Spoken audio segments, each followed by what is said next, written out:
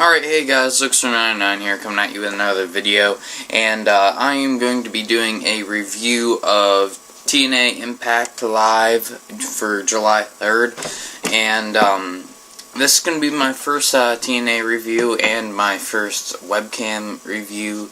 I tried to get out the Raw and Money in the Bank review, but I became sick earlier on in the weekend. That is why this video is late. And there still will be some more reviews to come, so stay tuned after you watch this one. But let's just get on with the show. We started off with the director of wrestling operations, Kurt Angle, to start off the show. He talked about the 4th of July, and then his first order of business was Earl Hebner being reinstated, which is awesome. And then he announced the matches for tonight, which we'll get on to later, which he basically said there's a huge show planned for tonight. And then, surprisingly, Samoa Joe comes out, and he accuses Angle of doing what MVP did earlier, and getting himself a championship match, because he's the wrestling operations director.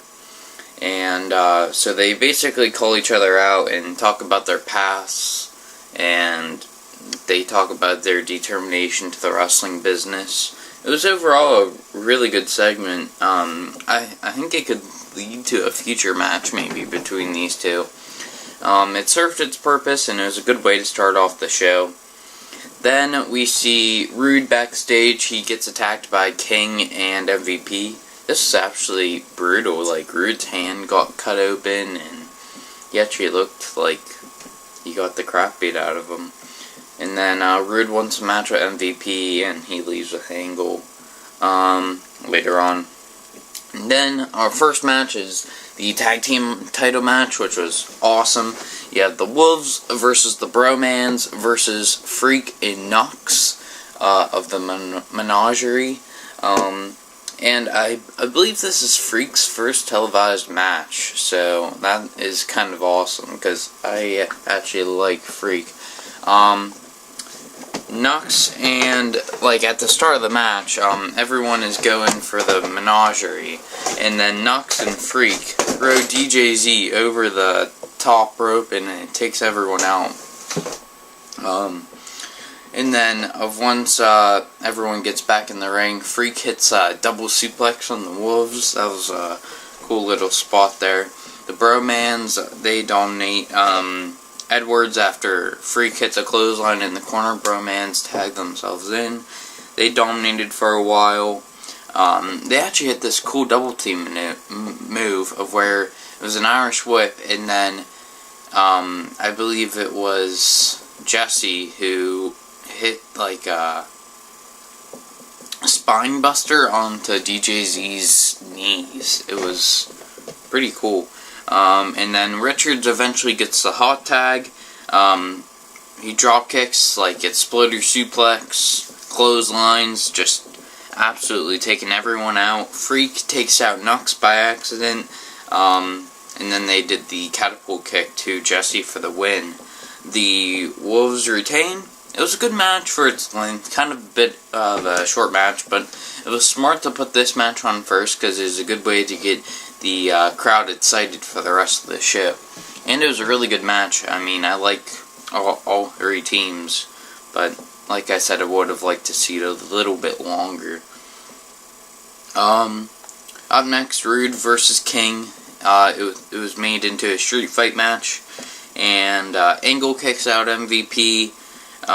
They used like the big crates, trash cans at the beginning of the match, and then King gets thrown over like the scaffolding a little, not scaffolding, but like there was an elevated crowd section, and he got thrown over the railing, and then he goes down to the lower area, and then Rude hits a back body drop over the actual barricade, and King like lands right on his face. It was awesome. And then King, like Rude is gonna go hit King with the chair, and King kicks the chair, takes that out. That was another cool spot. And then he hits a suplex like King, he takes him back into the ring, and he hits a suplex, and then he rolls into like a loop as press after the suplex. It was a really cool move. Then King goes for the finisher on the steel chair. Rude counters it and hits the Rude Bomb on the steel chair for the victory. It was a good match. It was very physical, but too short again. But I actually really did enjoy this match. I had a couple of cool spots in it, and I like King and Rude. I like both of them, so I really enjoyed that match. And Rude cuts a small promo of how he wants to be the champion. Aries wants an X Division shot versus Sonata, and Angle gives it to him. And then Brittany calls out Madison Rayne for so she can apologize for being wrong. I wasn't sure where this was heading at first, and I wasn't really enjoying this segment. And then Brittany just goes full on heel and beats the crap out of Madison, and she hits like an inverted DDT on the outside. It was sick. And this is probably going to lead to a match, and Brittany is now a full on heel. I actually like her better as a heel than I did with a face. I thought her face run was very generic, so I'm glad to see her switch into a heel. That's a smart move from TNA. And it was a decent segment. I mean, I think the payoff was good with the heel turn from Brittany, but otherwise this segment really didn't have anything. Bully then cuts a small promo of how he's going to put him through a table tonight, EC3. MVP cuts a promo on Lashley saying of how he is going to dominate EY tonight in the title match, and that was the end of hour 1. Went kind of quick, but it was pretty good. Two pretty good matches. We started off hour 2 with EC3 versus Bully Ray in a tables match. This was a Slammiversary rematch, of course. Bully Ray dominates for a while, and then EC3 hits a forearm, but then Bully just hits the elbow to come back in the match. Bully gets the table, EC3 hits a clothesline. He then hits a clothesline with Bully's chain. That was cool. And then Bully went for the powerbomb. Like EC3 was hitting the punches in the corner on the second rope.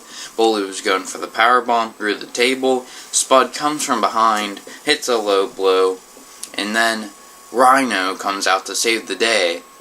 Rhino goes to spear Spud, stops, and then spears Bully Ray. And that's it. Rhino comes and spears Bully, and then EC3 wins the tables match with kind of a crappy spine buster. He barely got any impact on it. But it was a decent match, and the Rhino return was pretty sweet. I'm not gonna lie, I really enjoyed Rhino's return. I'm glad to see a little bit of a heel run from him. Not sure what his intentions are. I'm assuming we'll find that out next week. Okay. Up next, Rude was talking to EY about the title match. In the end, Gunner with Shaw, Anderson, and Christie. Shaw basically apologizes to Christie for all that he's done. This segment was pure gold, and I love Shaw so much. He's just so awesome. And I'm pretty sure this is leading to a Shaw face turn, but I could be wrong. But I'm assuming we will find out later.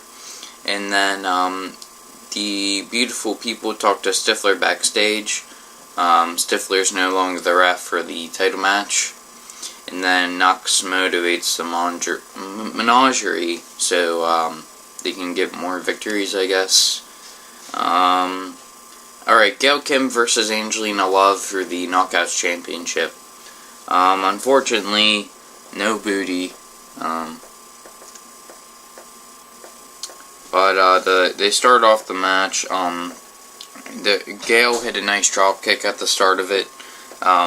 Then Gail goes into the post by Sky. Drop kick by Love to the outside, which was really cool. like, she had a dropkick to the back, and then Gail just goes flying outside the second rope. That was a really cool spot. And then Sky eventually hits a hot shot on the rope, and then she gets ejected. Gail rolls up for 2, almost picked up the victory there, and then hits a missile dropkick for 2, goes back up to the top rope, Botox injection, knocks her down, and Love does not want to pick up the victory via countout. She wants to pin Gail. So it was a pin for 2, and then it was Eat Defeat as she was going for the Botox injection again. Gail hits Eat Defeat, and we have a new Knockouts champion. This was actually a really good match. I enjoyed the storytelling of it, and it was just a really good match. You have to love Gail Kim. And she's now a 4-time Knockouts champion, so that's pretty awesome. And Angle says that there are big plans for next week. There's a battle royal, and all the titles will be on the line. So next week is going to be awesome. 2 thumbs up. Next, our main event is for the World Heavyweight Championship. And Bobby Lashley versus EY for the millionth time. EY is 0 for 3 against Lashley. Lashley hits a huge slam real quick. MVP and Rude are ejected because they grab at the foot of the opponents, and then they stop them. They eject them. EY hits a huge elbow. Lashley clotheslines EY. EY goes flying. Lashley starts focusing on the leg at this point, slamming into the ring apron. And then EY started to come back. Lashley hits this kick and then a leg sweep combo. That was pretty cool. Let's see here. And then Lashley locks in a heel hook. EY gets to the ropes. EY hits a missile dropkick for... No. A missile dropkick takes him down, and then EY goes to the elbow. EY hits the elbow. Lashley kicks out at 2. EY was going for the pile driver. His leg was too hurt. Lashley gets out of it, hits the Dominator, and the spear breaks him in half. Lashley retains. Lashley looks like a legit and powerful champion. Lashley comes out of this looking like a complete beast. And it was a good match. It was still kind of short though, especially for the main event, for your main title. You want to have some length to this match. And it was just a good way to end this strong episode of Impact Live. Overall show, I thought it was a really good show. I really enjoyed every segment. There were a couple that just didn't come together, or there were some parts that just were dragging out too long. But overall, the show was really good. I would have liked to see a little bit more length with the matches and a little bit less talking, but that's TNA for you. But I mean, every match was solid. Every segment served a purpose, and I just can't wait for next week. Every title will be up for grabs, and we'll have a battle royal to decide the #1 contender for the World Heavyweight Championship. So that should be awesome. I'm Mokester99. Please rate, comment, subscribe, and I guess I'll see you guys in the next video.